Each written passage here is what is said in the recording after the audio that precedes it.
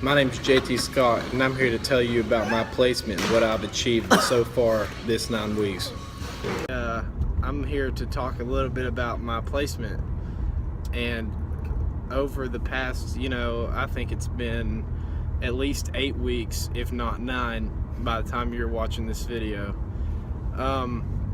Number one, when I first went into Avoca, I met this little kid, and his name was Connor, and he for some reason liked to be called C-Dub, which is very cool for a kid his age and my age.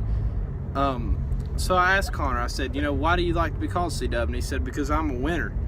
And Connor is a little slow, and that's okay, based on his learning ability. He is a little slow. And so I started talking to Connor a little bit about how, what we can do to help him add and subtract better. Because, when I first went in there, I really did not have a desire to help a whole lot, because I didn't really care. And I actually didn't care for the first couple of weeks. So that's kind of going to bring us all the way to week 3. My summary for week 1 and 2 is just telling Connor that he should be able to add and subtract by now at age, I think he's 8. I think Connor's 8 years old and can't add and subtract. Well, he can now.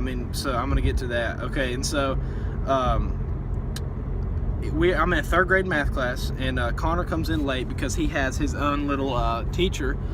And so what me and Connor started to do is we would get this notebook, and we'd start pulling pages out. And so the more pages we pulled out and the more math that we did, the better he got. But then I would go back the next day, and it's like I'd have to start all over. So then I started talking to my teacher, Miss Hahn. I was like, what can we do here, because he forgets everything? She said, okay, you need to use these little counter things. And so I started using the counter things, and they help him remember what he's doing at that time. And so then I start to come back, and this is I think we're week 4 now-ish, and Connor has finally started to learn how to add and subtract a little bit. Okay, and so I get him adding and subtracting up to 100, or up to 99 or whatever.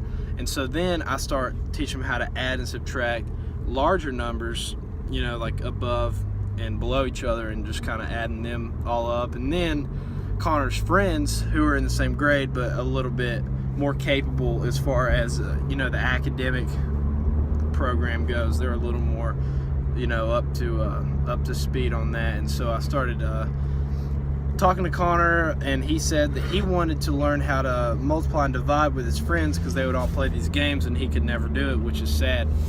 So then I told Connor, I said, hey man, listen, here's what we're gonna do.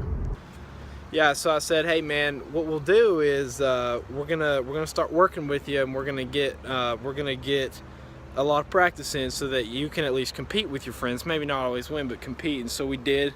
So week 5 rolled around, and week 6 came, and we started multiplying, dividing, and now he's got the adding, subtracting down pat. And so I told Connor, I was like, hey man, this is it's time to bring your friends over, it's time. It's time to test yourself. And so it kind of showed me a lot about Connor and his work ethic, and it showed me a lot about how how I had helped Connor, and that kind of boosted my confidence a little. And then aside from my placement, me and Christian Gibson and Parker Hall, Ryan Gibson and Parker Hall, we started to recycle, and we've done a lot of recycling. If you've ever been with us, I know Isaac. What's up, bro? I know he's been with us. Who else? Has Caden been a time or two? Yeah. I think Caden has something. Anyway, and so what we did is, we'll recycle everywhere, and we'll just kind of, we'll go to Vance, we'll get all theirs, all Tennessee High, and we'll just go to the ad building, and then we'll take it all to this recycling place, and we will, we'll just put it in the cardboard or paper, wherever it goes. And so I really have never been a big recycler, because I didn't think that I didn't care about the world really, but I do now for sure, and let me tell you why. And so I met this woman there at the recycling area or whatever, and she said, hey, that's good for you guys to be young and be out here recycling. I was like, thank you, ma'am. And I just kind of like shrugged it off and told her what she wanted to hear. And then started thinking, I was like, well, you know, that elderly woman actually thinks that we did a good job. And it just kind of showed me a lot about how, you know, I used to not care about the world, now how I just want to recycle a lot and help kids. We'll see y'all later.